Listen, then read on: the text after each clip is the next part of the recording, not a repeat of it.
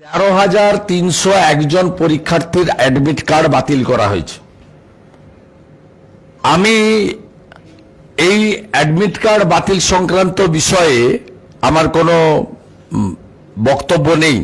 কেন ত্রুটি আছেন, যদি ত্রুটি না থেকে অ্যাডমিট বাতিল হয়, সংশ্লিষ্ট যারা অ্যাপ্লিকেন্ট আবেদনকারী তারা নিশ্চিতভাবে আমাদেরও জানাতে পারেন, কোর্টেও যেতে পারেন, বা বিভিন্নভাবে সরকারকেও আবেদন করতে পারেন, বা মাদ্রাসা বোর্ডকেও পুনর্বিবেচনার আদেশ করতে পারেন। আমি যে কথাটা আপনাদের বলতে চাই, আগে পশ্চিমবাংলায় পরীক্ষার ক্ষেত্রে মানে চাকরির পরীক্ষার ক্ষেত্রে 150 টাকা করে নেওয়া হতো। গত বছর থেকে এটা 500 টাকা করে নেওয়া হচ্ছে।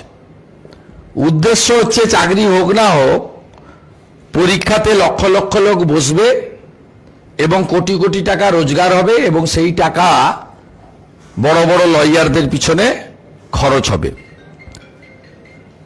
17 সালের টেটের নিয়োগ এখনো হয়নি, 22-এর টেটের রেজাল্ট বেরোয়নি, আবার 23-এ টেটের পরীক্ষা হয়েছে এবং 23-এ টেটের পরীক্ষায় 27 কোটি টাকা এক্সাম ফি থেকে তোলা হয়েছে, 150-র বদলে 500 টাকা করে।